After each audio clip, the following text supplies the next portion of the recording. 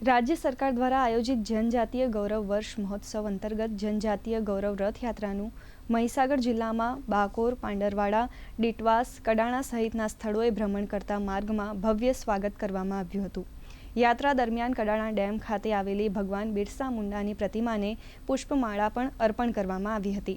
તો સંતરામપુર ખાતે રથયાત્રાના સ્વાગત બાદ વિશાળ સભાનું પણ આયોજન કરવામાં આવ્યું હતું। યાત્રા દરમિયાન વિવિધ સ્થળે વૃક્ષારોપણ ઉપરાંત ખેલકૂદ સહિત વિવિધ ક્ષેત્રના પ્રતિભાવાન બાળકો અને વ્યક્તિઓનું સન્માન કરવામાં આવ્યું હતું।